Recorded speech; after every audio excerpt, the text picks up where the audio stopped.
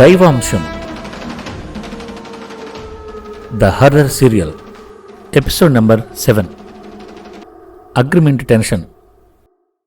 జరిగిన కథ: సుబ్రహ్మణ్యం తన స్నేహితులతో కలిసి చైతన్య ఇంటికి చేరుకున్నారు. వరుణ తండ్రి ఇచ్చిన పుస్తకాన్ని తెరిచి అందులో ఉన్న దాన్ని చదివి అర్థం చేసుకుంది.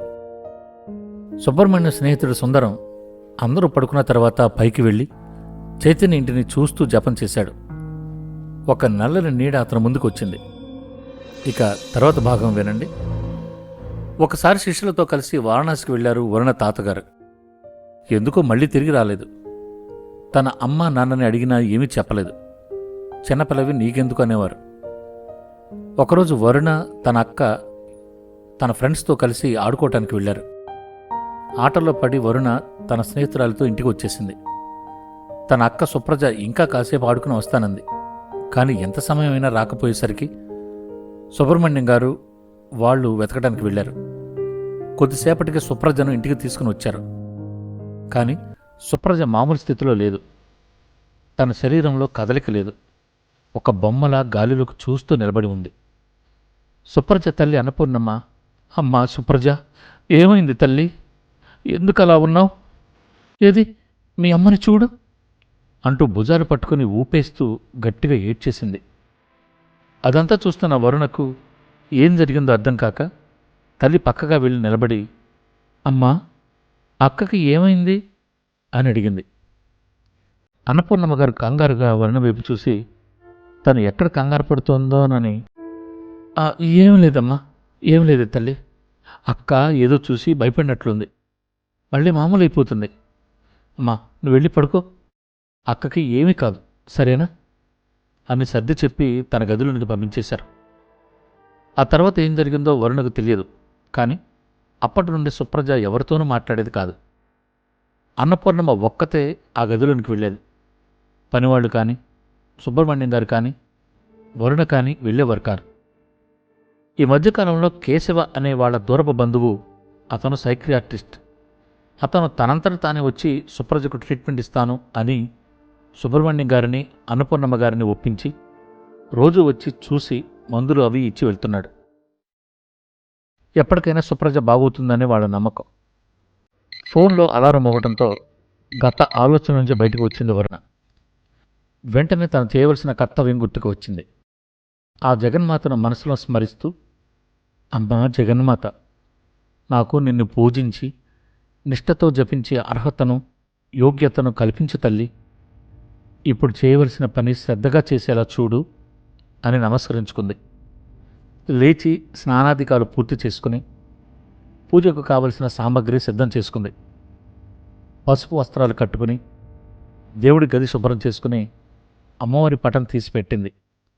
పూజ సామగ్రి అంతా సర్దుకొని తండ్రి ఇచ్చిన పుస్తకం అమ్మ పటం ముందు పెట్టి ధ్యానంలో కూర్చుంది. అలా ఎంతసేపు కూర్చుందో కానీ చల్లటి గాలి శరీరానికి తగిలేసరికి ధ్యానం నుండి బయటకు వచ్చింది. వరుణ కళ్ళు తెరిచి చూసేసరికి తన ఎదురుగా కనిపించిన దృశ్యాన్ని చూసి ఒళ్ళు పులకరించింది. తను అమ్మవారి పట్టం ముందు ఉంచిన పుస్తకంపై పసుపు కుంకుమ పడి ఉంది. ఆ అమ్మకు నమస్కరించుకొని ఆ పుస్తకాన్ని చేతిలోకి తీసుకుంది. తెల్లగా ఉండాల్సిన పేజీలలో ఏదో రాసినట్లుగా అక్షరాలు కనిపించాయి. అవి బీజాక్షరాలు. తండ్రికి మనసులోనే నమస్కరించుకుంది. ఆ అక్షరాల వెంట కళ్ళు పరుగులు తీశాయి. చాలా సమయం ఆ బీజాక్షరాలను జపం చేస్తూ ఉంది వరుణ. ఆ ఉపదేశం సాక్షాత్తు ఆ అమ్మవారే ఇచ్చారు. అంతకన్నా అదృష్టం ఏముంటుంది? అరుణ ఎంతో సంతోషంగా వారిని ధ్యానించి నివేదనగా తేనె సమర్పించింది. ఆ అమ్మకు మనస్ఫూర్తిగా నమస్కరించుకుని పూజ ముగించింది. వంటగదిలో నుండి శబ్దం రావడంతో చైతన్య లేచినట్టున్నాడు అనుకుంటూ అమ్మవారికి మరోసారి నమస్కరిస్తూ పూజ గదిలో నుండి బయటికి వచ్చింది. వంటగదికి వెళ్ళి చూసేసరికి అక్కడ చైతన్య కాఫీ కలుపుతున్నాడు. వరుణ చిన్నగా నవ్వుతూ, నన్ను పిలవచ్చు కదా, నేనే కల్పించేదాన్నిగా అంది. చైతన్య చాలా ప్రశాంతంగా నవ్వుతూ, గుడ్ మార్నింగ్ వరుణ అన్నాడు. ప్రసన్నంగా ఉన్న చైతన్య ముఖాన్ని చూసి వరుణ మనసు నెమ్మదించింది.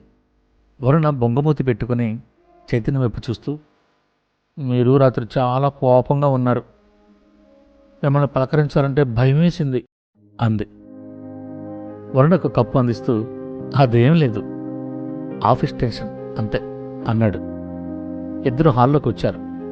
వరుణ సోఫాలో కూర్చుని కాఫీ స్విక్ చేస్తూ, మీకు ఏదైనా సమస్య ఉంటే నాతో పంచుకోవచ్చు కదా, అనవసరమైన సలహాలు ఇచ్చి నేను మీకు ఇంకో సమస్యను కాను, నన్ను నమ్మండి. సమస్య గురించి మీలో మీరు ఆలోచించుకుంటూ మదన పెడితే మీ ఆరోగ్యం పాడవుతుంది.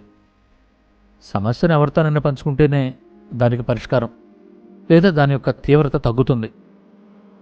నేను మీకు కాబోయే అర్ధాంగనే కదా, కాబట్టి మీ సాధక బాధకాలు కూడా నాతో పంచుకోవడంలో తప్పేమీ లేదు కదా, ఒకసారి మీరే ఆలోచించండి అని సున్నితంగా చెప్పింది.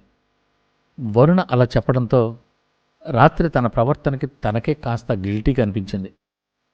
దాంతో చైతన్య చిన్నగా నవ్వుతూ, నీకు కాకపోతే ఇంకెవరికి చెప్తాను డియర్, ప్రస్తుతం నా ఆలోచన అంతా నిన్న ఆఫీసులో జరిగిన మీటింగ్ గురించే.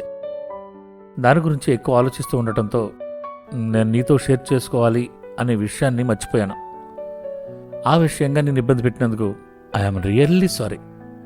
సరే, అదంతా వదిలే కానీ ఇవాళ ఏం టిఫిన్ చేశారు దేవి గారు అంటూ టాపిక్ డైవర్ట్ చేశాడు. చైతన్య నార్మల్గా మాట్లాడటంతో వరుణ మనస్ఫూర్తిగా నవ్వుతూ, అయ్యగారు ఏం టిఫిన్ చేయమంటే అదే చేస్తాను అని నాటక పక్కీలో అంది. వరుణ అలా అనటంతో, అబ్బా అవునా, అయితే మేడం గారు ఎంతసేపులో చేయగలరు అని అడిగాడు. ముందుగా ఏం చేయాలో చెప్పండి, ఎంతసేపట్లో చేసేది నేనే చెప్తాను అంది వరుణ. వరుణ అలా చెప్పేసరికి చైతన్యకు రాత్రి జరిగిన మీటింగ్లో తన పరిస్థితి గుర్తుకొచ్చింది. అవును కదా, విషయం ఏంటో తెలియకుండా మనం ఒక నిర్ణయానికి ఖచ్చితంగా చెప్పలేం కదా. ప్రస్తుతం నా పరిస్థితి కూడా అలానే ఉంది. నిన్న కౌముది అరేంజ్ చేసిన ఫారినర్స్ మీటింగ్లో నేను కాస్త ఇబ్బంది పడాల్సి వచ్చింది. అసలుకి ఆ మీటింగ్ నాన్నగారు ఆస్ట్రేలియా వెళ్ళకముందే జరగాల్సి ఉంది, కానీ కొన్ని కారణాల వల్ల పోస్ట్ పోన్ అయింది. నాకెందుకో వాళ్ళతో బిజినెస్ కలిసి వచ్చేయాలనిపించలేదు. ముఖ్యంగా వాళ్ళ మాటలు నాకు అంతగా నమ్మకంగా అనిపించలేదు. అలాంటి అయోమయ స్థితిలో ఉన్న నాకు అగ్రిమెంట్ మీద సంతకం చేయడానికి నా మనసు ఒప్పుకోలేదు. కానీ మీ నాన్నగారు ఈ డీల్ బాగుందని ఒప్పుకున్నారు, మీరు వెంటనే అగ్రిమెంట్ మీద సైన్ చేయండి అని కౌముది ఒక పక్క వెంట పడుతుంది. వాళ్ళ వివరాలు ఏంటో పూర్తిగా తెలుసుకోకుండా నేను బిజినెస్ ఫైల్ మీద ఎలా సంతకం పెట్టేస్తాను? నాకు వాళ్ళని చూస్తుంటే దొంగలు అనిపిస్తున్నారు. నమ్మకం లేకుండా వాళ్ళతో మనం బిజినెస్ ముందుకు ఎలా తీసుకుని వెళ్తాం? ఇదే ప్రస్తుతం నా ముందున్న సమస్య అని రాత్రి నుంచి దేని గురించి టెన్షన్ పడ్డాడు అనేది వరుణకు వివరించి చెప్పాడు. చైతన్య చెప్పిందంతా ఓపికగా విన్న వరుణ, అలాంటి వాళ్ళతో డీలింగ్స్ ఎందుకండి, మీకు మీ ఆఫర్ నచ్చలేదు అని ముక్కుసూటిగా చెప్పొచ్చు కదా అంది. చెప్పొచ్చు, కానీ ఒకవేళ అది మోసం అయితే ఇంకొకరికి ఇలా జరగకుండా ఆపటం ఎలాగా, అదే ఆలోచిస్తున్నాను. న్యాయంగా లేకపోతే అది మంచి ఆఫర్ అయినా వదిలేసుకుంటాను. అలాంటిది నా కంపెనీని మోసం చేయడానికి వచ్చిన వాళ్ళని నేను ఎలా వదిలిపెడతాను?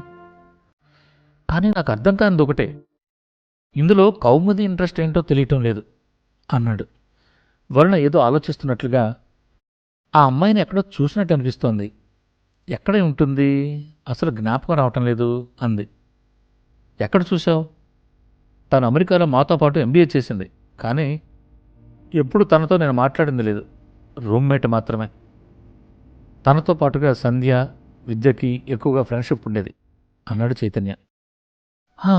ఇప్పుడు గుర్తొచ్చింది, ఒకసారి విద్యతో వీడియో కాల్లో మాట్లాడుతున్నప్పుడు ఆ అమ్మాయి వెనకనే ఉంది.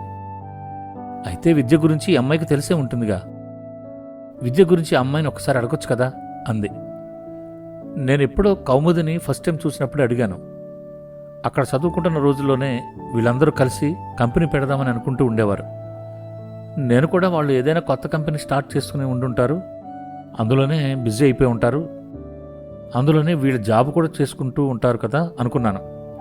కానీ కౌముది మన ఆఫీస్లో ఇంటర్వ్యూకి అటెండ్ అయినప్పుడు తను ఏ పరిస్థితిలో ఉందో అనుకుని ఒకసారి విద్యతో మాట్లాడాలనిపించింది, ఫోన్ చేశాను. ఫోన్ కలవకపోయేసరికి కౌముదిని విద్య ఫోన్ నెంబర్ మార్చిందా, ఎక్కడుంది అని అడిగాను. దానికి కౌముది నువ్వు వెళ్ళిపోయాక కొద్ది రోజులకే ఇండియాకి రిటర్న్ అయిపోయిందని, తనకు ఇక విద్య వివరాలు ఏమీ తెలియవని చెప్పింది.